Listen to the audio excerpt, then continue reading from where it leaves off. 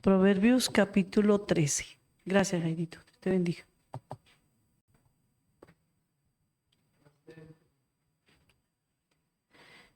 Leemos versículo 1 hasta el versículo 10. Amén.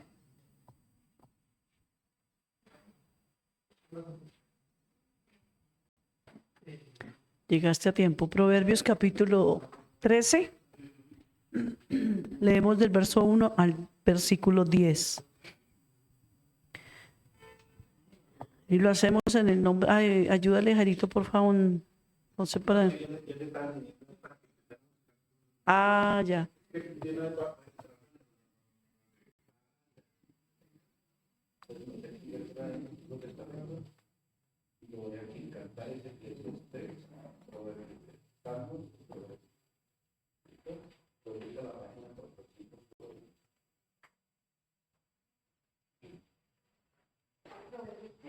Capítulo 13. Sí, señora.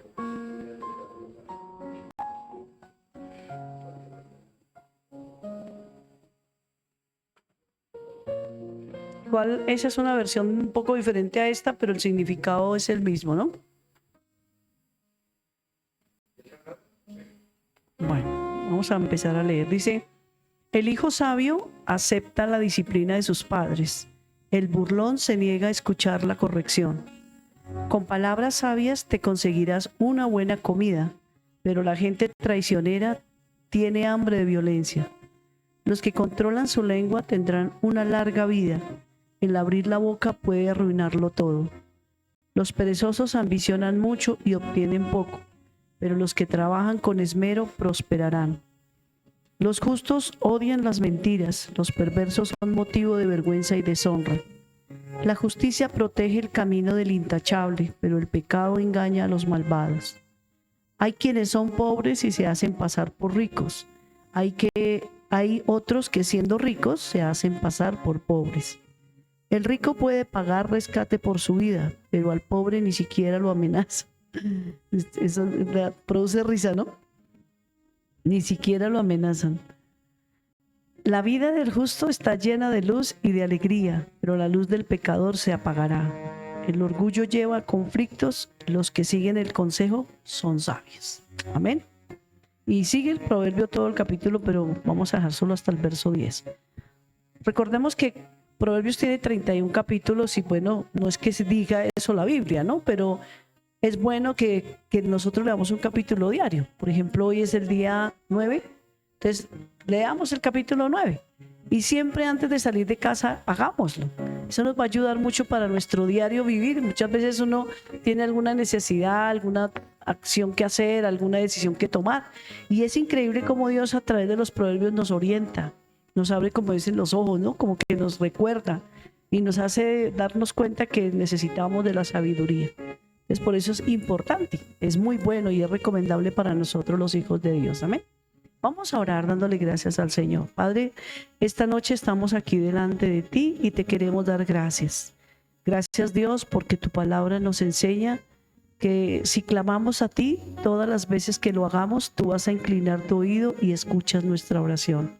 Esta noche hemos venido con un corazón muy agradecido porque hemos disfrutado de tu presencia, hemos disfrutado de tus cuidados, hemos disfrutado de tu amor.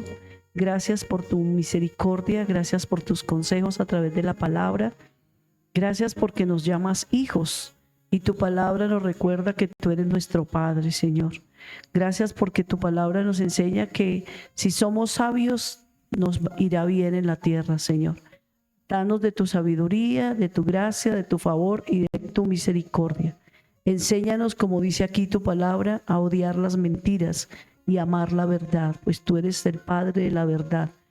Gracias porque estás aquí con nosotros. Venimos a recibir también, pero también te queremos dar a ti la gloria, la adoración, la exaltación, Señor, y gozarnos esta noche en tu presencia, sentados a tus pies, recibiendo de tu corazón para crecer cada día más y más y ser alimentados en nuestro ser interior para fortalecernos como nos manda tu palabra. Gracias, Padre, esta noche. Gracias, Hijo. Gracias, Espíritu Santo, por bendecirnos. Háblanos, Señor, esta noche. Enséñanos tu palabra, Señor. Revélanos tu palabra. Abre por favor nuestra mente. Esta noche disponemos nuestros pensamientos para ti, Señor. Entregamos nuestro corazón para ti, Señor. Nos disponemos a escuchar tu voz y que esta palabra que esta noche va a ser predicada, enseñada, quede ahí sembrada en nuestro corazón y produzca mucho fruto, Señor, para tu gloria. Te lo pedimos en el nombre de Jesús y te damos gracias, Señor. Amén y amén. Iglesia, Dios les bendiga. Bien, gracias.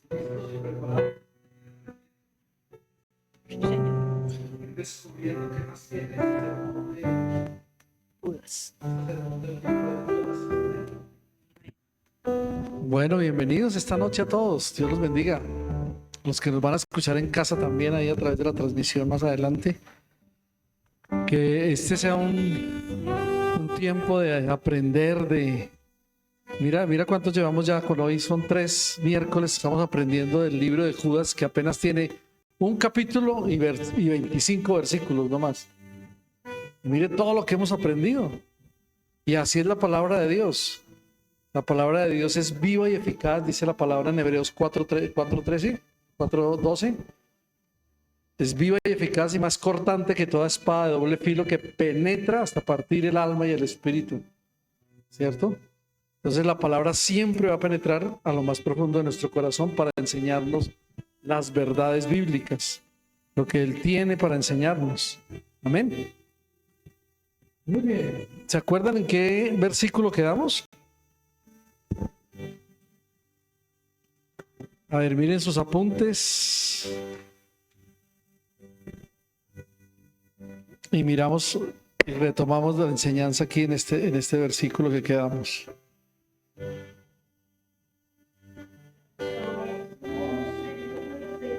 Uy, todos me dijeron una cita diferente.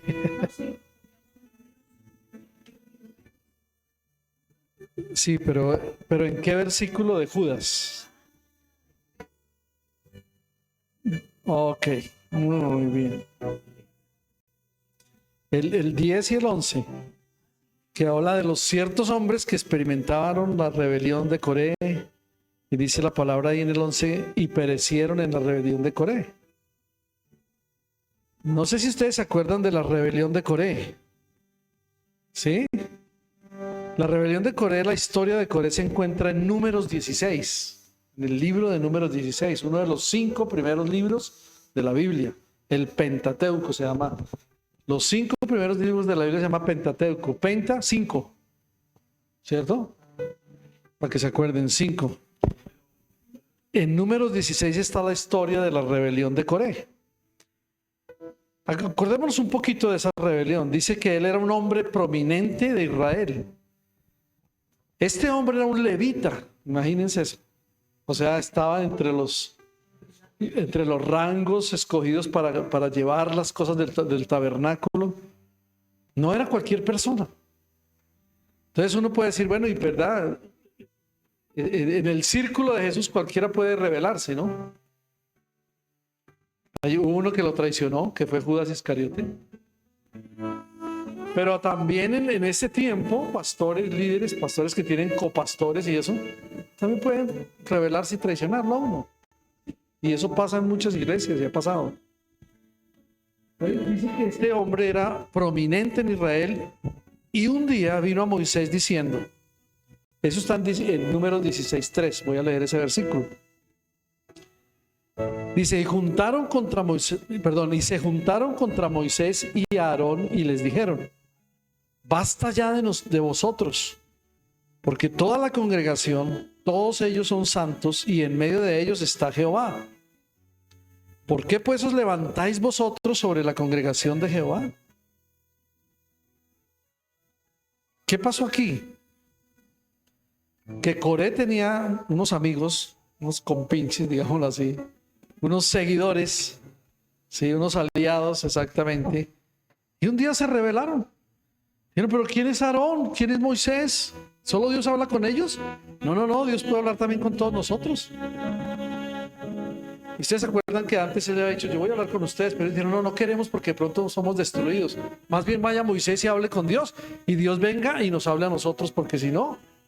Entonces, mire cómo se contradicen. Y este era un levita, un hombre que sabía que había sido escogido de la tribu de Leví, una tribu interesante en las 12 tribus de Israel, que tenían a cargo una responsabilidad. No era cualquier persona del común. No, era una persona importante. Dice que tenía unos seguidores que se resistieron la autoridad que Dios le había dado a Aarón y a Moisés, o mejor, a Moisés y a Aarón. Entonces, cuando una persona se resiste contra la autoridad que ha puesto Dios en una iglesia, es peligroso. Es peligroso. Por eso es que uno les predica: cuidado, no murmuren, cuidado, no hablen de los pastores, de los líderes. Nosotros no tenemos que tampoco ni murmurar ni hablar de ningún pastor de Bogotá, ni de Colombia, ni del mundo, porque nosotros no somos quienes para juzgarlos. Dios lo va a juzgar, ¿sí? Nosotros no, pero a veces cometemos el error: ay, pero mire el pastor tal como hace, mire el otro como hace. Dios los bendiga, cada uno le dará cuentas a Dios de lo que hace. Entonces no somos llamados a eso, ni mucho menos a rebelarnos. Y estos seguidores con Coré se rebelaron contra esa autoridad que Dios le había dado a Moisés y a Aarón, su hermano. Y dice que cuando Coré dijo esto, Moisés se postró sobre su rostro porque le dio temor. Dijo: uy, no, esto no ha pasado nunca aquí en la congregación. Claro, se salieron del límite, exactamente. Entonces Moisés se postra delante de Dios porque él sabía que el juicio de Dios vendría pronto. Y Moisés propuso entonces una prueba y le dijo: cada grupo y ustedes vamos a hacer algo. Pues cada grupo tomó los incensarios, ¿sí?, para quemar incienso, y se presentó ante el Señor. Y el Señor mismo, dice, Moisés le dijo: bueno, y el Señor mismo va a elegir al hombre que él quería que lo representara. Y vamos a ver si fue Moisés o fue Coré. Pues qué tremenda proposición que les hizo a todo el pueblo. Y cuando ambos llegaron delante de Dios, el Señor le dijo a Moisés que diera un paso atrás. Mire, dice: da un paso afuera. ¿Y sabe qué pasó en ese momento? Dice la Biblia que la tierra se abrió y se tragó a Coré y a sus seguidores. ¿Ven? Ese paso que dio hacia afuera era porque quítese, porque usted también puede caer. Pero como Moisés era el escogido, ¿entonces qué pasó? Se abrió la tierra, dice la Biblia, literalmente se abrió y se tragó a sus seguidores y a Coré. Y no solo eso, dice la Biblia que descendió fuego del cielo, quemó a todos sus seguidores y todos ellos perecieron. Mire el juicio de Dios tan terrible por una rebelión. ¿Qué tal si Dios nos castigara con eso en este tiempo? Cuando nos rebelamos contra Dios, pues no existiríamos. Pues que en la gracia Dios tiene misericordia y Dios da oportunidad de que nos arrepintamos, de que le pidamos perdón. O si no, ya estaríamos fulminados totalmente. Entonces esa rebelión de Coré, como les dije, era un levita. Y los levitas pues no eran de la familia sacerdotal de Aarón. Recuerden que unos eran los sacerdotes, otros eran los levitas. Pero esa tribu de Leví tenía su propia esfera del ministerio que Dios les había señalado. Sin embargo, Coré, no estaba contento con eso, porque él quería el ministerio y la autoridad de Moisés. Casi nada, ¿no? Pero ¿qué pasó? Coré tenía que aprender esta lección esencial. Debemos trabajar duro para cumplir con todo lo que Dios nos ha llamado a hacer. Y al mismo tiempo no debemos tratar de ser lo que Dios nos ha llamado a hacer. ¿Sí? Entonces, por eso esa rebelión de Coré fue algo terrible. En la Biblia lo narra. Debemos trabajar duro para cumplir todo lo que Dios nos ha llamado a hacer. Entonces, todo tiene un proceso. ¿Sí? Lo que estamos explicando aquí a José. ¿Sí? Cuando uno se convierte, usted no solamente viene a la iglesia, escucha un ratico la palabra, se va contento y ya. No, si usted está interesado, si usted quiere aprender de las cosas de Dios, pues el siguiente paso después de una conversión o después de encontrar un lugar, una iglesia donde congregarse, Lo primero es empezar a hacer el discipulado. La iglesia aquí en Colombia, en Bogotá específicamente, tenemos 7 niveles. ¿Sí? El primer nivel es el discipulado básico, lo que le estamos explicando, Jairo le está explicando. Después del discipulado básico viene otro paso más, que es el segundo paso. ¿Sí? Y así hasta completar el último. Pero todos hemos sido formados y los que van llegando van siendo formados. Esa es la idea. ¿Para qué? Para aprender. Porque mañana Dios lo va a llamar a un ministerio y usted, si no está preparado, pues ¿cómo le va a servir a Dios? No, hay gentes que van a las iglesias simplemente como expectantes, ¿sí? Pero no se involucran en nada. Simplemente espera, ay sí, bueno, está bonito que el pastor predicó, me gustó, ay qué bueno, y se alivia por un tiempo o por un momento y después hay que sentar bases firmes para el resto de la vida, porque usted va a ser el ejemplo para su familia, para sus hijos, para su vecino, para los conocidos, ¿sí? Pues hay que dar esos pasos de fe. Entonces, Coré quería saltarse los pasos. Yo quiero ser como Moisés y como Aarón, listo ya. Y se rebelaron. No quería aprender. Y ahí hay muchos que van a las iglesias y no quieren aprender. Y uno les dice, vengan, y siguen ahí y así seguirán toda la vida. Porque el paso de decisión es de cada persona. ¿Sí? Uno los anima, les dice, los hermanos les animan, les dicen qué hacer. Pero uno toma la decisión. Sí, yo quiero aprender. Y sigue adelante. Amén. Claro, va a haber oposición, porque que no puedo venir, que me pasó tal cosa, que el bus se varó, sí, cualquier cosa. Pero sobre todo eso hay que pasar por todos esos obstáculos y seguir adelante. Sí, pastor, yo estaba acordándome ahorita, el mismo Señor Jesús nos dio ejemplo, ¿no? Él llamó a sus discípulos y dice la palabra de Dios que Él no los envió de una vez a predicar, sino Él los tuvo con Él durante 3 años. 3 años, sí. Y los enseñó, los formó, los conoció, los trató, los escuchó, ¿sí ve? O yo me lo demás compartió con ellos. Y en ese proceso de 3 años los preparó y ya una vez cuando estaban preparados, ahí sí, dice la palabra de Dios, los envió. Entonces ese proceso lo necesitamos absolutamente todos. Amén, gracias. Entonces, aquí vemos cosas interesantes en el libro de Judas cuando habla de la rebelión de Coré. ¿Se acuerdan que hablamos de 3 hombres? Uno de ellos era Coré, entonces los otros 2, ¿quiénes eran? Entonces, Caín era un agricultor, Balaán era un profeta y Coré era un líder en Israel. 3 hombres. La apostasía que se describe aquí en el libro de Judas no solamente se limita a un grupo de personas, porque dice un comentarista, hay apóstatas en el púlpito, hay apóstatas en el palacio y en la casa de los pobres. Y eso es cierto. ¿El apóstata qué es? La persona que se opone a la sana doctrina, a las cosas de Dios. Ese es un apóstata. Y por eso en este tiempo se levantan apóstatas diciendo, yo no creo en Dios, eso es mentira, eso es una historia, eso es una cosa ahí que se inventaron, ¿sí? Y se vuelven apóstatas. Hay apóstatas en el púlpito, en el palacio y en la casa de los pobres. Entonces vamos a mirar el verso 12 y 13 de Judas. Si alguien lo tiene y lo quiere leer, el 12 y el 13. Porque aquí vamos a ver una descripción de la depravación de esos ciertos hombres que se están levantando en este tiempo.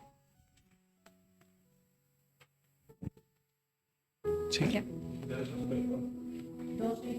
Versos 12 y 13 de Judas. Es una vergüenza que esas personas vayan a sus fiestas de amor, pues comen y beben sin ningún respeto. Son líderes que solo se preocupan de ellos mismos. Son como nubes sin agua que el viento lleva de un lado a otro. Se parecen a los árboles que no dan fruto, pues han sido arrancados de raíz y están totalmente muertos. Son gente violenta, todos pueden ver lo malo que hacen, pues sus maldades son como la espuma de las violentas olas del mar. Son como estrellas perdidas, condenadas a viajar siempre en la más terrible oscuridad. Amén, gracias. Mire cómo dice en esta otra versión que tengo acá, que es la Reina Valera. Dice, estos son manchas en vuestros ágapes, que comiendo impúdicamente con vosotros, se apacientan a sí mismos. Nubes sin agua, llevadas de acá para allá por los vientos. Árboles otoñales sin fruto, 2 veces muertos y desarraigados. Fieras ondas del mar, que espuman su propia vergüenza.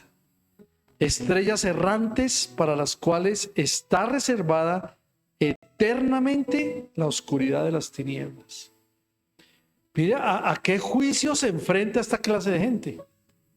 Tremendo, ¿no? Cuando habla de manchas en vuestros ágapes, eran las reuniones que ellos tenían, reuniones de amor. ¿Sí? Y los primeros cristianos a menudo se reunían, como dice Hechos capítulo 2, 3, se reunían para una comida en común. Todos tenían todas las cosas en común, comían, participaban de la cena. Algo así como una cena compartida era lo que ellos hacían en los ágapes. Eso es lo que se llama un ágape. El ágape es el amor de Dios, es donde se reúnen en amor. Y ellos llamaron a estas comidas fiestas de amor o fiestas de ágape. Cuando llegaron estos ciertos hombres, del que habla Judas en la epístola, dice que se estaban sirviendo a sí mismos, que comieron con avidez en esas fiestas de amor, mientras que otros pasaban hambre. Hacían lo que querían, ¿no? Comían primero y no le daban a los pobres o no le daban a otros, ¿sí? Por eso en la fiesta de ágape todo el mundo traía lo que pudo. Algunos traían un poco, otros traían mucho, pero todos compartían juntos. Y es lo que hacemos a veces nosotros acá en la iglesia. El compartir. Terminamos el servicio, compartimos, los domingos lo hacemos también al final. Y eso es bonito. Amén. Es bíblico, era lo que está diciendo la palabra. Ahora, para algunos esclavos que eran cristianos, esto podría haber sido la única comida decente que comían regularmente. Pero el egoísmo de estos ciertos hombres arruinaba esa comunión. Miremos 1 Corintios 11, 17. Amén. Leamos unos versos, pero el pasaje completo usted lo puede leer, está en el capítulo 11, versículo 17 al 34. Y ahí se describe un problema similar en la iglesia de Corinto. Siempre se daña la comunión cuando venimos a la iglesia con la actitud egoísta de bendecirme a mí, pensar en mí. ¿Sí? Leamos unos versículos, los primeros pueden ser, si alguien los tiene. Bueno, tengo acá los primeros, desde el 15 Desde por el ahí. 17.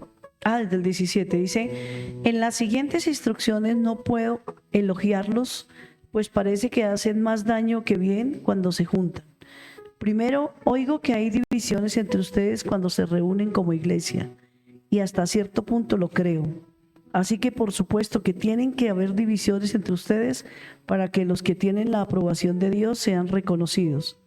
Cuando ustedes se reúnen, la verdad es que no les interesa la cena del Señor, pues algunos se apresuran a comer su propia comida y no la comparten con los demás. ¿Sí ven? Como resultado, algunos se quedan con hambre mientras que otros se emborrachan.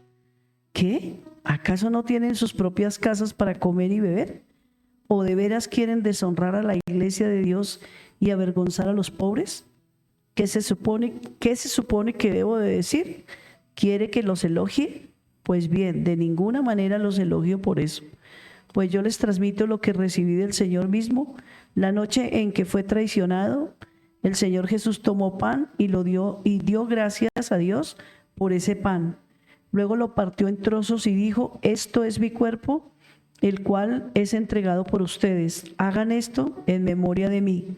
De la misma manera tomó en sus manos la copa de vino después de la cena y dijo: esta copa es el nuevo pacto entre Dios y su pueblo, un acuerdo confirmado con mi sangre. Hagan esto en memoria de mí. todas las veces que la beban. Pues cada vez que coman este pan y beban de esta copa, anuncian la muerte del Señor hasta que Él vuelva. Amén. Vémoslo hasta ahí. Pero miren cómo había un problema en la iglesia de Corinto y los primeros versículos hablan sobre eso, ¿no? Siempre dañan la comunión cuando venimos a la iglesia con la actitud egoísta de que sean bendecidos ellos mismos, ¿no? Y por eso cada palabra de las que leímos ahorita en Judas 12 y 13, que habla de manchas, que habla de ser sirviéndonos solamente a ellos mismos, lo que literalmente quiere decir en el griego antiguo es pastoreándose a sí mismos. Eran pastores de una especie de ellos mismos, imagínense. Cuando habla de nubes sin aguas, que lo leímos en esa otra versión también, habla de nubes sin aguas también, dice que son llevadas de aquí para allá, ¿sí? Por los vientos. ¿Qué quiere decir esas nubes sin agua? Que no sirven para nada. Porque usted ve una nube, pero si no bota agua no sirve para nada. ¿Qué pasa con esa nube? Se la lleva el viento por allá y se esparce. ¿Sí? Así son esos hombres que que son apóstatas. Son la apariencia. No traen lluvia. Si una nube trae lluvia, la lluvia es vida. Porque riega los campos, porque florecen las cosas, ¿no? Las plantas. Amén. Solo bloquean el sol. Esas nubes sin lluvia. Solo bloquean el sol. Esos ciertos hombres así mencionados por Judas son como esas nubes. Exactamente. Sin fruto. Ahora, los árboles sin fruto también habla ahí Judas, ¿cierto? Dice, esos árboles otoñales sin fruto, dice, a finales del otoño los árboles deberían tener fruto, pero algunos no daban fruto. Incluso cuando lo deberían hacer. Cuando dice, los ciertos hombres eran como esos árboles que solamente toman en lugar de dar. Toman, pero no dan. No tienen fruto. Así son esos hombres. Y también se refiere Judas a las fieras ondas del mar. Y cuando habla de eso, habla para el hombre moderno, ¿saben? El mar es a menudo algo bello. Pero para el hombre antiguo, especialmente en las culturas bíblicas, el mar significaba un terror incontrolable. Por eso dice fieras ondas del mar en la versión de la Reina Valera. Pero vamos a mirar una expresión que está en uno de los libros de los profetas y está en Isaías capítulo 57 versículo 20. Vamos a mirar esa expresión que hay ahí. ¿Qué idea expresa este versículo? Fieras del mar, exactamente. Isaías 57, 20. Bueno, mientras lo encuentran, les digo algo sobre este versículo. Expresa una idea, dice. Ok, léelo. Sí, claro. Sí, aquí está. Dice, pero los impíos son como el mar en tempestad, que no pueden estarse quietos y sus aguas arrojan cieno y lodo. Sucios. Sí, arrojan fango y lodo, dice en otra versión también. Sí, léelo ahí, ¿qué dice? Pero los malvados son como un mar agitado, que no se puede calmar. Sus olas arrastran barro y suciedad. Arrastran barro y suciedad, imagínense. Por eso, estos ciertos hombres de que habla Judas estaban ocupados y activos como las fieras ondas del mar, pero lo único que hicieron fue arrojar espuma de su propia vergüenza. Lodo, como dice en una versión, fango, barro, cieno, todo eso que es, como dice en esa versión, suciedad. El cieno es como el lodo, como el barro, como el fango. La suciedad, mugre. Exacto. Como cuando usted lavaba los carros y entonces salía todo ese mugre, ese salía lodo, ese era el cieno. Así es. A ver, aquí hay una palabra interesante. Dice, estar ocupado no es sinónimo de ser idóneo. Amén. No es sinónimo de ser idóneo, estar ocupado. No es sinónimo. Sí, estar ocupado no es sinónimo de ser idóneo. Sí, no es igual. Porque la idoneidad es ¿qué? ¿Qué es ser idóneo? Cuando dice Dios, le voy a hacer una ayuda idónea, que está hablando de Eva, ¿qué le está diciendo? Le voy a dar una compañera, una persona que esté a su lado, para que los dos, la ayuda idónea, para que los dos sean uno. Un complemento, exactamente. Exacto. Por eso si usted está ocupado no es que signifique que usted es una persona idónea, ¿no? Porque no es así, ¿me entienden? Judas tiene en la mente la línea de la costa que queda sucia y fea después de una tormenta que ha arrojado todo tipo de madera a la deriva, de algas y de residuos. O sea, cuando Judas escribe está pensando en todo eso, ¿sí? Y lo que estamos viendo hoy en los mares llenos de suciedad y todo lo que botan a las playas, ¿qué es? Todo ese mugre que la gente ha botado, las botellas, el mugre, todo ese lodo feo, todo eso es horrible. Pero también Judas habla de estrellas, ¿sí dice? Aquí dice estrellas errantes. ¿Qué significa eso de estrellas errantes? Al igual que las cometas que atraviesan velozmente el cielo, estos ciertos hombres asombraron al mundo por un tiempo y luego desaparecen en la oscuridad. Si errantes es que no saben ni para dónde van, pasan, son errantes. Por eso una estrella imprevisible no era buena para la orientación ni la navegación. Del mismo modo, estos engañadores eran inútiles e indignos de confianza. Bueno, ¿qué dice la Biblia al final de esos dos versículos? Dice que para los cuales está reservada eternamente la oscuridad de las tinieblas. ¿Qué está hablando? El infierno. Literalmente es el infierno.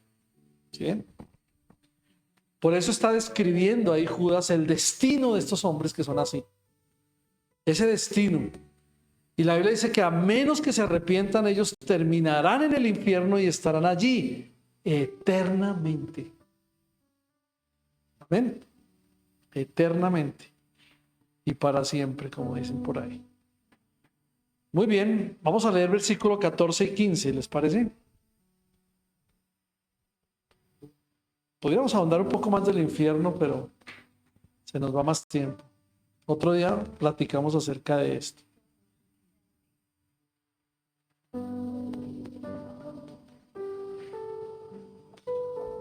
En ese versículo 14 y 15 vamos a hablar de la certeza del juicio de estos ciertos hombres.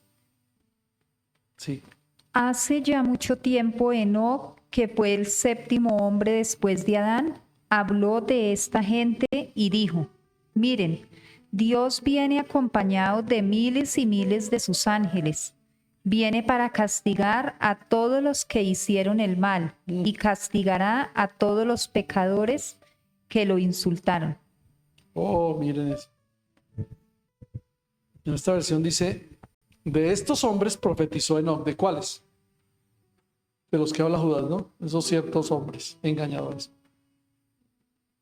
Dice: de estos también profetizó Enoc, séptimo desde Adán, diciendo: he aquí vino el Señor con sus santas decenas de millares, o sea, hablando de los ángeles, para hacer juicio contra todos y dejar convictos a todos los impíos, o sea, los malos, de todas sus obras impías que han hecho impíamente, y de todas las cosas duras que los pecadores impíos han hablado contra él.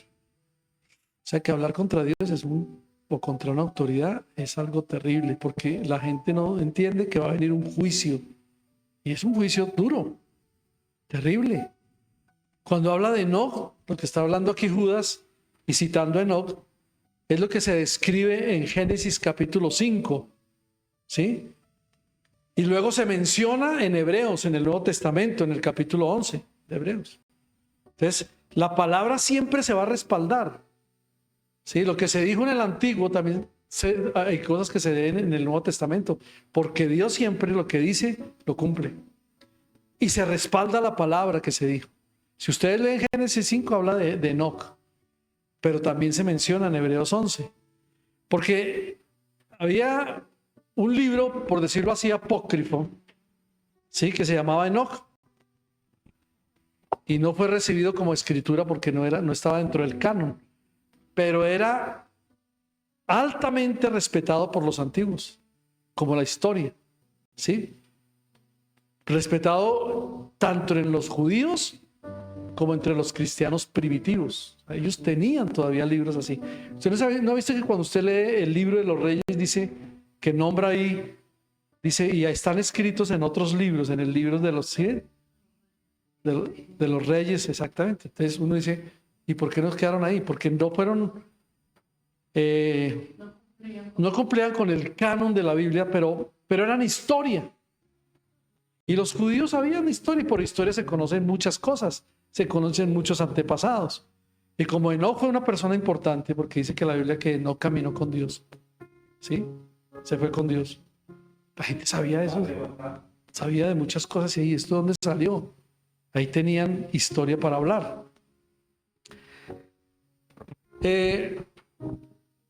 Mira lo que dijo un hombre que se llama Trapp, que es como un comentarista bíblico. Dice que Tertuliano nos dice que el libro de las profecías de Enoc, acuérdense que cuando leemos en los versículos 14 y 15 de Judas dice, y de estos también profetizó Enoc. Entonces Enoc era un profeta, ¿sí? Todo el que habla de algo de Dios es un profeta también. Entonces dice, Tertuliano nos dice que el libro de las profecías de Enoc fue conservado por Noé en el arca y que lo continuaron y fue leído hasta los tiempos de los apóstoles. Imagínense todo lo que duró. Pero debido a que contenía muchos testimonios famosos concernientes a Jesucristo, los judíos por malicia suprimieron y eliminaron todo el libro. ¿Sí? No le dieron la importancia que necesitaban. O si no, ese libro de las profecías de Enoc hubiera estado dentro de la Biblia. ¿Eh? Lo desecharon. ¿Por qué? Porque también él hablaba de Jesús. Como los judíos no creían que Jesús, o no creen que Jesús vino, ¿sí? Lo han rechazado también. Judas no citó a Enoc para decirnos nada nuevo, sino para dar una descripción vivida de lo que ya la Biblia enseñaba. Amén. El apóstol Pablo también citó a fuentes no bíblicas, al menos en 3 ocasiones diferentes. Porque uno dirá, pero se puede citar cosas que no están en la Biblia, pero que se vivieron, que la historia del cristianismo lo relata. ¿Sí? Josefo, por ejemplo, Josefo era un historiador de la Biblia y hay muchas cosas que él dice acerca de toda la era moderna, de todo lo que es el Nuevo Testamento, ¿sí? Pero son citas ahí que uno entiende para entender un poco más como el contexto bíblico de dónde pasaban esas cosas, ¿sí me entienden? Y eso es bonito aprenderlo, iglesia, porque nosotros solo leemos la Biblia y todo bien, sí, está bien, pero profundizar como lo estamos haciendo con este libro, ¿cuándo nos lo habían enseñado así? Tal vez nosotros lo vimos en el Instituto Bíblico cuando estudiamos, pero ya no nos acordamos mucho. Por eso necesitamos volver a recordar, volver a aprender, volver a leer, volver a enseñar. Entonces Pablo también citó al menos en 3 partes de la Biblia, o en ocasiones diferentes, fuentes bíblicas para hablar de una verdad también. Eso está en Hechos, en Corintios y en Tito. ¿Sí? Bueno, esto era para que aprendiéramos un poco de eso, pero en ese versículo habla de las cosas duras de los pecadores impíos que han hablado contra Dios. Y para hacer el juicio contra todos y dejar convictos a todos los impíos, como dice la Biblia, es que se cita el libro de Enoc. Por eso Judas enfatiza las palabras todos y los impíos, porque Dios viene a juzgar a todos los impíos. Los impíos son los malos. Amén. Dice que va a hacer juicio contra todos ellos. Amén. Bien, vamos al versículo 16 y 18.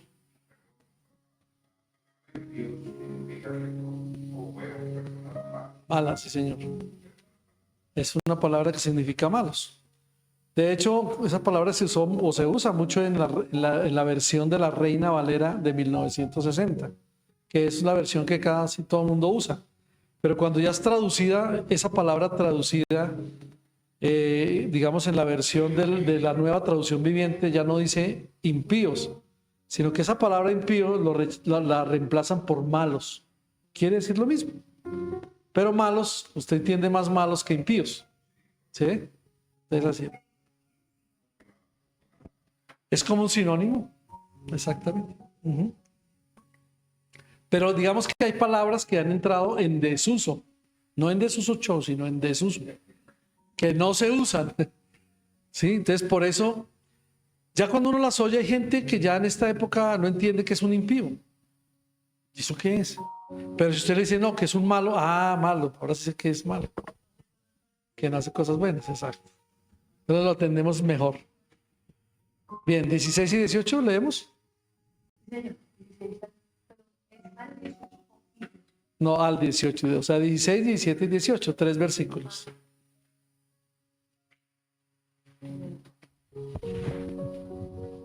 Estos individuos son rezongones, se quejan de todo y viven solo para satisfacer sus deseos. Son fanfarrones que se jactan de sí mismos y adulan a otros para conseguir lo que quieren. Pero ustedes, mis queridos amigos, deben recordar lo que predijeron los apóstoles de nuestro Señor Jesucristo. Ellos les advirtieron que en los últimos tiempos habría gente burlona cuyo objetivo en la vida era satisfacer sus malos deseos. Amén. ¿Sí ven? Siempre está hablando Judas de esos ciertos hombres que son así. En esta versión dice, estos son murmuradores, querellosos, que andan según sus propios deseos, cuya boca habla cosas infladas, adulando a las personas para sacar provecho. Hoy vemos eso en el mundo, ¿no? Los saludan, uy, usted está muy bien, o se viste muy bien, usted es una persona muy decente, y los adulan, porque en el fondo del corazón de esas personas hay maldad. Quieren sacar un provecho de alguien, ¿sí? Pedirles plata o pedirles prestado, hacer alguna cosa. Dice, adulando a las personas para sacar provecho por interés, sí. Pero dice, pero vosotros, amados, tened memoria de las palabras que antes fueron dichas por los apóstoles de nuestro Señor Jesucristo, los que os decían, en el postrer tiempo habrá burladores que andarán según sus malos deseos. Eso es lo que está diciendo claramente esos versículos, ¿ve? Entonces no es nada nuevo. Hoy hay gente así. Esos murmuradores querellosos, habla de ellos. Esos que se quejan, porque dice que ese pueblo estaba quejándose. ¿Sí? Y quejarse, ¿sabe qué es? Insultar a Dios. Entonces tenemos que tener cuidado con lo que decimos.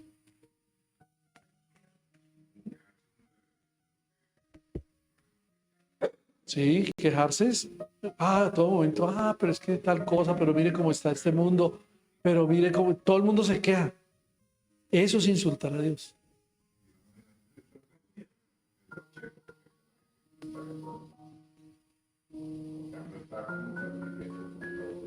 Mire, tienen trabajo y se quejan. Y no tienen trabajo y se quejan. Exacto. Ajá.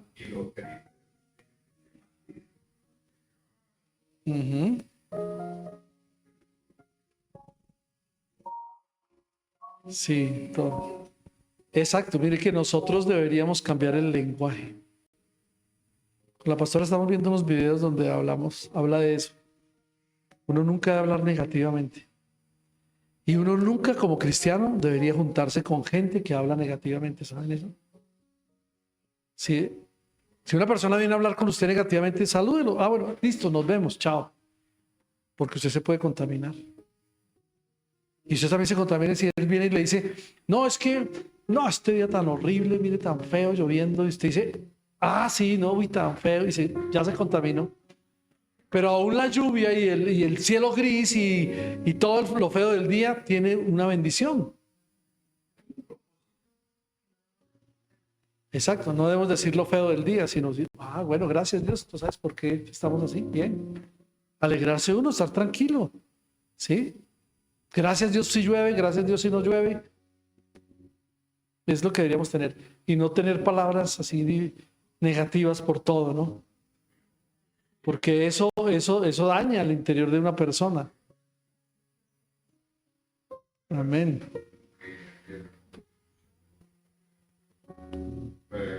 Y es que mire, cuando habla de quejarse, que es insultar a Dios, ¿para qué nos quejamos si Dios nos da todas las cosas? Es como olvidar que nada de lo que nos sucede puede separarnos de su amor, ni privarnos del más preciado de todos los tesoros, que es la presencia de Dios en nuestras vidas. Amén. Spurgeon, el príncipe de los predicadores, mira lo que dijo. Charles Spurgeon dice: usted sabe la clase de gente aludida aquí. Nada les satisface. Están descontentos, incluso con el evangelio. El pan de los cielos debe ser cortado en 3 pedazos y servido en servilletas delicadas, o de lo contrario no lo pueden comer. Y muy pronto su alma aborrece aún este pan tan liviano. No hay forma en que un cristiano puede servir a Dios a fin de complacerlos. Hallarán defectos en el abrigo de cada predicador y en el gran sumo sacerdote mismo.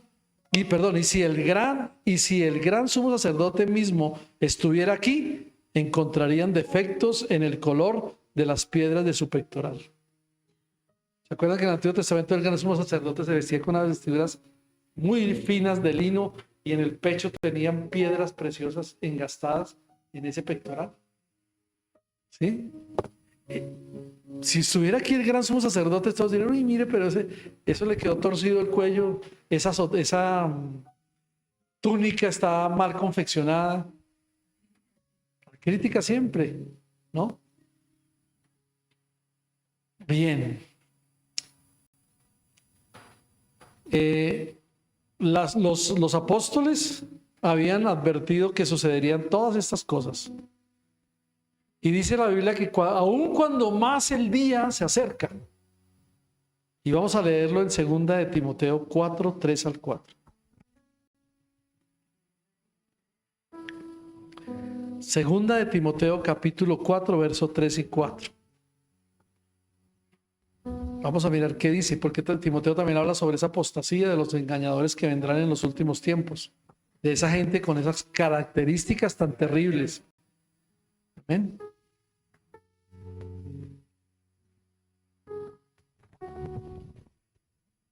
Dice: porque llegará el tiempo en que no van a tolerar la sana doctrina, sino que llevado de sus propios deseos, se rodearán de maestros que les digan las novelerías que quieren oír.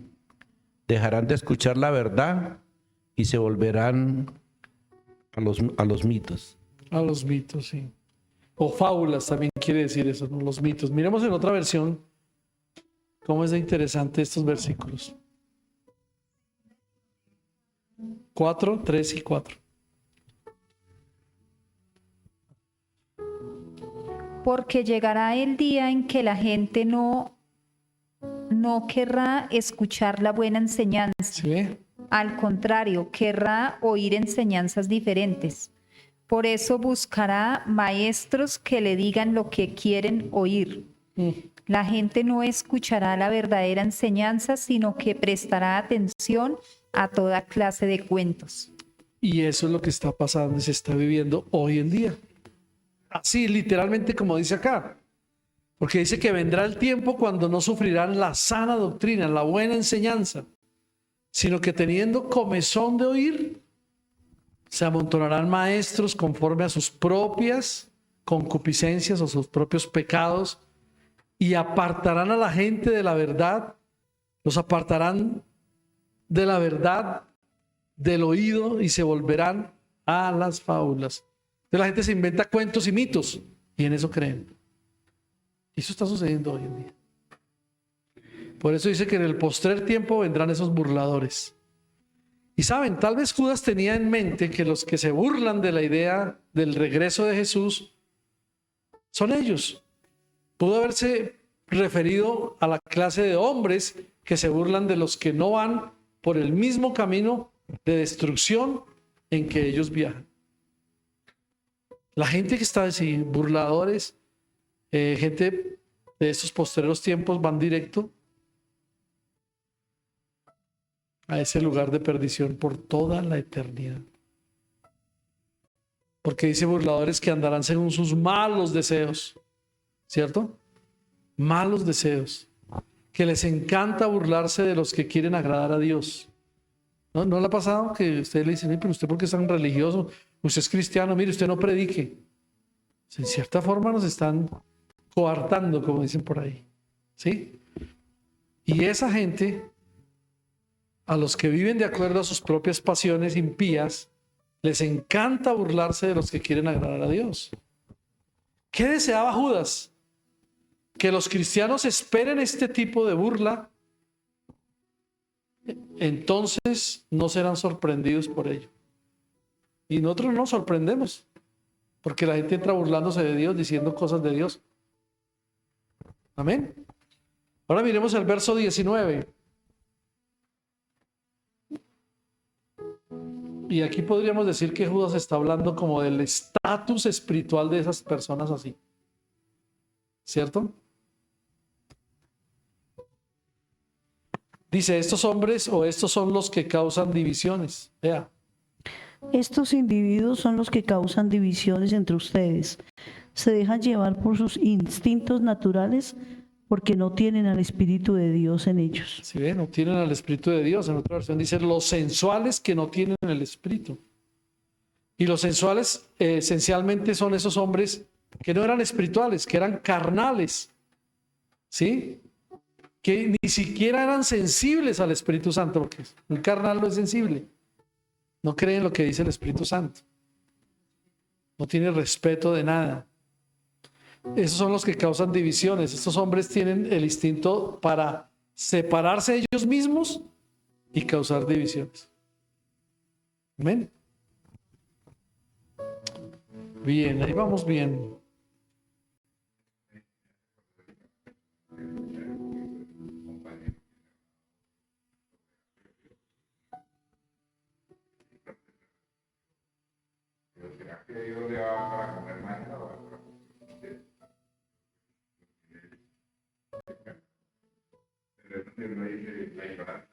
Claro, totalmente ignorante, no entiende nada.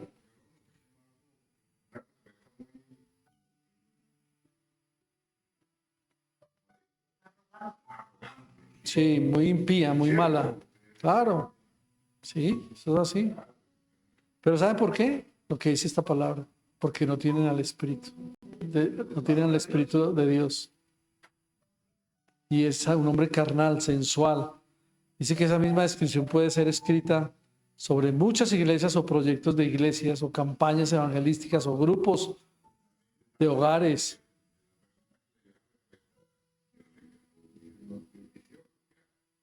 Ahí está. Sí.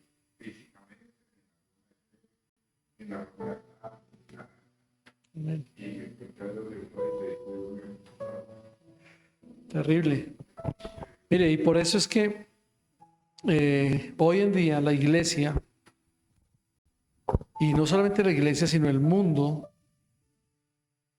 verdaderamente necesitan hombres y mujeres genuinos, ¿sí? Que hablen la verdad, que hablen la sana doctrina, la palabra de Dios como está ahí, que no se inventen fábulas, ni mitos, ni cuentos, porque mucha gente corre tras eso. No, esta es la palabra, y si la palabra dice esto, Dios lo dijo, Dios lo hace. Y Dios nunca se va a retractar de lo que ya está escrito, porque ya está todo escrito, no hay necesidad de hacer ni otra Biblia más, ni dejar de creer en otra cosa más. Todo está listo. Amén. Bueno, verso 20 y 21. Y ya vamos a terminar. Nos faltan solo 3 versos más, 4 versos. Pero dice, pero vosotros, amados, edificados sobre vuestra santísima fe, dice en esta versión, orando en el Espíritu Santo, guardados en el amor de Dios, esperando la misericordia de nuestro Señor Jesucristo para vida eterna. Él nos está diciendo que nos guardemos en el amor de Dios, porque nosotros sabemos que Dios ama. Él ama incluso a los pecadores, a los impíos. Cuando usted lee Romanos 5:6 está hablando de eso. Por lo tanto, ¿qué es lo que Judas está diciendo? Él no quiere decir, vive de tal manera que usted mismo se haga digno de ser amado por Dios. No. Él está diciendo, manténganse ustedes mismos en el amor de Dios. Significa mantenerse como en armonía, ¿cierto? Con Dios presente siempre, o con el presente amor de Dios todos los días de nuestra vida. Amén. Apartados, siendo santos, apartados del mundo, del pecado, de las malas conversaciones, del robo, de la desobediencia, todos apartados. Por eso santo significa apartado de. Sí, es lo que Dios quiere con nosotros como hijos de Dios. Ahora, también hay que entender el significado cuando la Biblia dice que Dios ama a los impíos, porque la importancia de la idea de que Dios nos ama a todos se ha torcido considerablemente. Entonces, no, ahorita Dios me ama. Dios ama al guerrillero, Dios ama al sicario. Como criaturas Dios los puede amar, ¿cierto? Porque si uno considera al pecador, o mejor, considera al pecador que defiende su propia o su práctica pecaminosa diciendo, Dios me ama tal como soy. Soy así, ¿yo qué puedo hacer? Entonces todo el mundo, todos, hasta los homosexuales dicen, Dios me ama así. Todas las prostitutas y la gente mala, los ladrones, a mí me ama Dios así. Exactamente. Dios los ama a las personas, pero no ama lo que hace. Porque aborrece el pecado que hay en cada uno de ellos. Hijos no, criaturas. Porque el Hijo de Dios es el que acepta a Jesús en su corazón. ¿Sí? Como nosotros, los hijos de Dios. Ellos son criaturas hechas por Dios, pero Dios los ama, pero no ama lo que hace. Hasta que no se arrepientan, le pidan perdón a Dios, se vuelvan a los caminos de Dios, no pasan a ser hijos de Dios. Exacto, ahí sí se convierten en hijos de Dios. Amén. Amén. Esa comparación es muy buena. Amén. Ahí le estamos dando pautas para que aprendan. Ahora, la implicación, mire lo que implica todo esto en la Biblia. Amén. Su implicación es que si Dios ama, tengo que ser muy bueno. ¿Sí? Pero en realidad el hecho de que Dios le ama es una reflexión sobre la bondad de Dios, no sobre la suya propia. ¿Sí? No es porque es que Dios me ama así. O sea que la perspectiva no es soy tan grande que hasta Dios me ama, sino Dios es tan grande que incluso me ama a mí. Se invierten exactamente los papeles. Bueno, cuando él dice aquí también en este versículo que nos edifiquemos sobre vuestra santísima fe, esta es una manera en la que podemos mantenernos en el amor de Dios. Significa significa mejor seguir creciendo espiritualmente, edificándonos. Judas nos dice, edifíquense ustedes mismos sobre vuestra santísima fe. ¿Cómo dice en otra versión? A ver, léelo ahí en esa del lenguaje actual, a ver cómo dice. Sí, el 20 y el 21. Pero ustedes, queridos hermanos, sigan confiando siempre en Dios. Esa confianza es muy especial. Cuando oren, deje que el Espíritu Santo les diga lo que deben decir.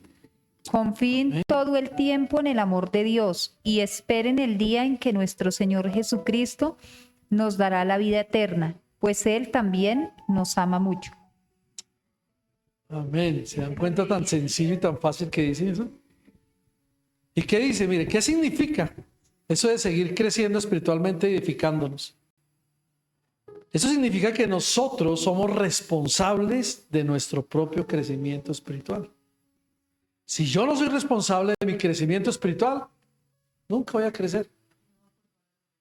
Exacto, y no voy a culpar a los demás porque ellos no me dijeron, no, eso yo mismo soy el responsable de mi crecimiento espiritual.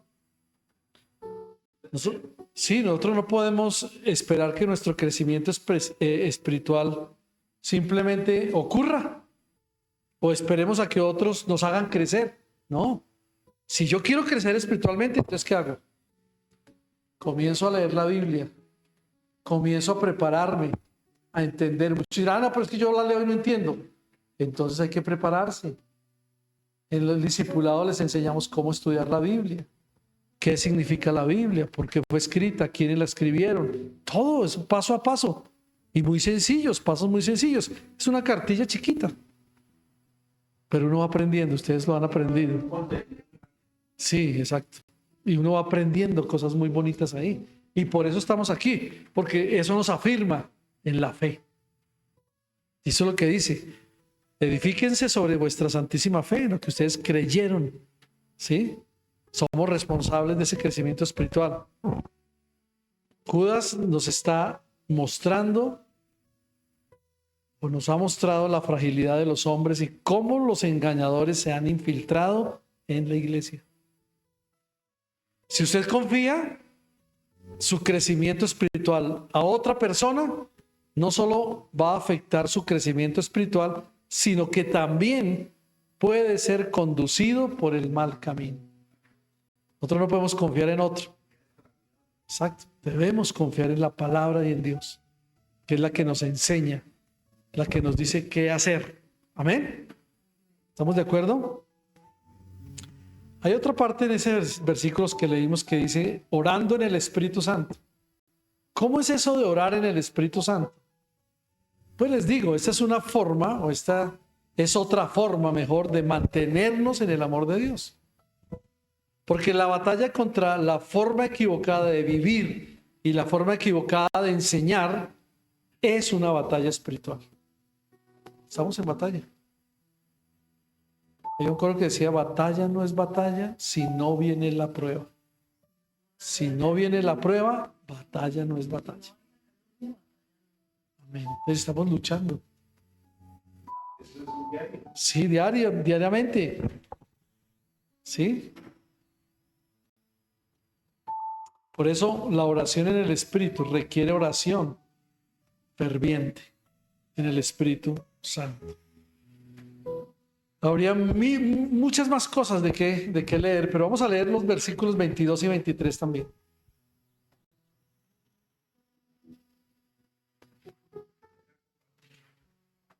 A ver, léanlo.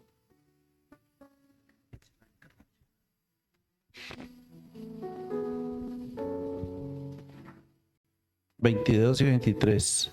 Tengan compasión de los que dudan. A otros sálvelos arrebatándolos del fuego. Compadézcanse de los demás, pero que tengan cuidado y aborrezcan hasta la ropa que haya sido contaminada por su cuerpo.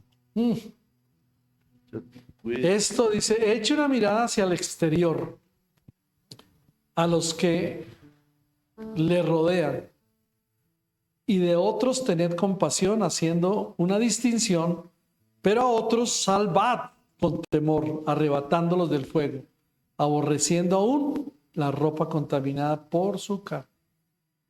¿Sí? Mire las advertencias que nos estamos viendo aquí. ¿Cómo dice ahí? Deben tener compasión de los que no están firmes en la fe. Vea. Rescaten a otros arrebatándolos de las llamas del juicio.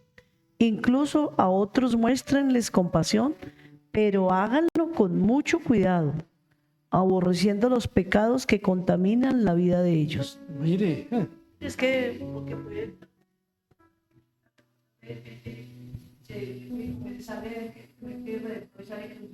Amén. porque se va sin preparar.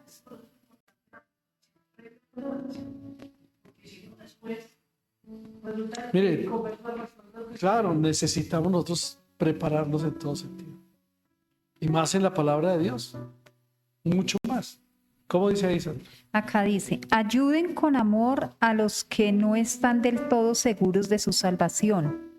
Rescaten a los que necesitan salvarse del infierno y tengan compasión de los que necesitan ser compadecidos, pero tengan mucho cuidado de no hacer el mismo mal que ellos hacen. Tengan mucho cuidado, o sea, aborrezcan aún su ropa contaminada por su carne. ¿Sí?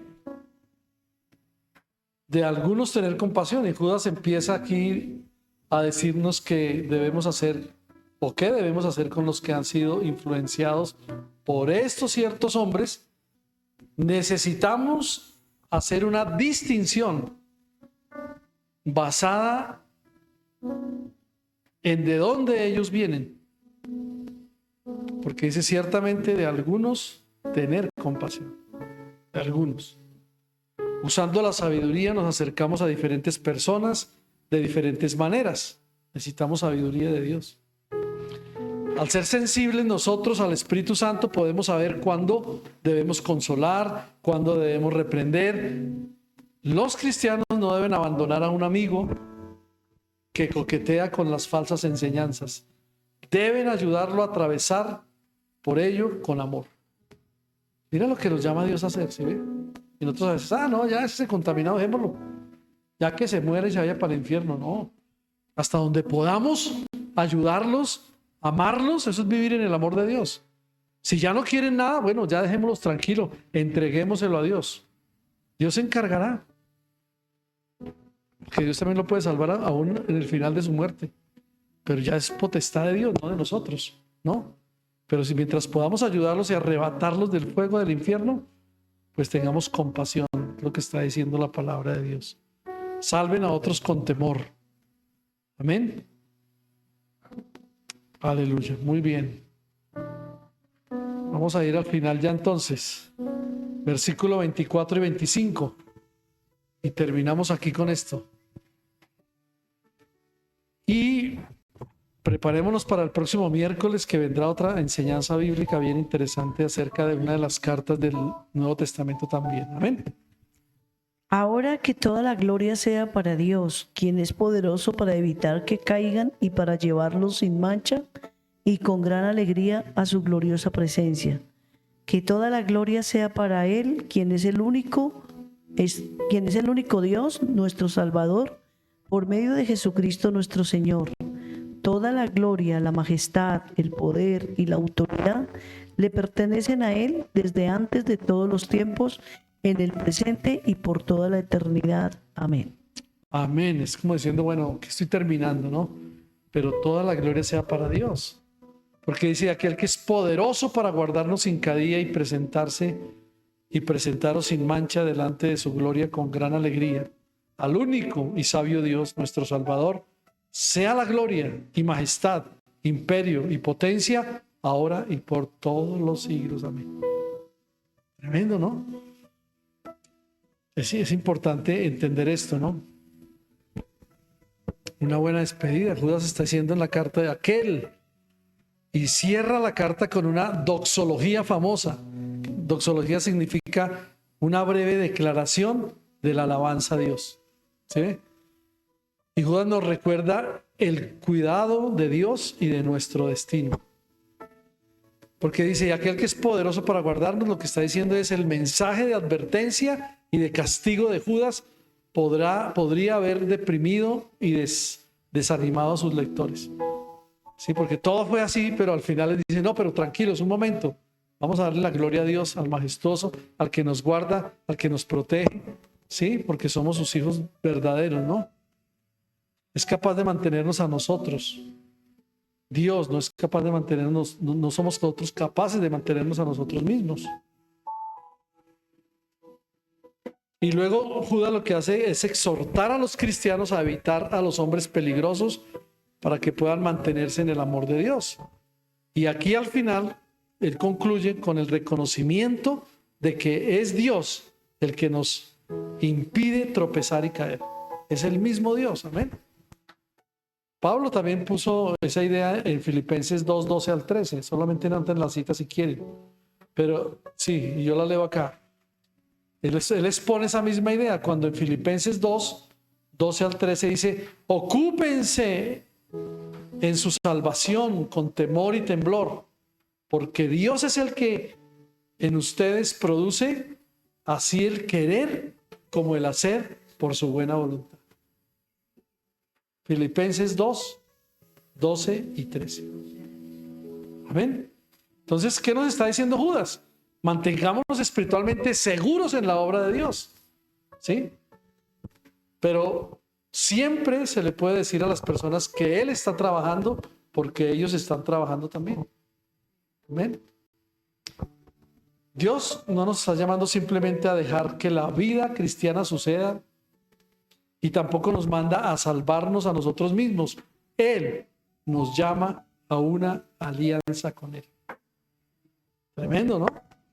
Delante de su gloria, delante de la gran gloria, hagámoslo con alegría, porque se está diciendo al único y sabio Dios, a nuestro Salvador, sea la gloria y la majestad, ahora y por todos los siglos. Amén. Y concluyo con esto. Hay un serio engaño en el mundo.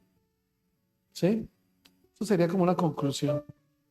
Hay un serio engaño en el mundo. Y mire lo triste, y a menudo entre los llamados cristianos.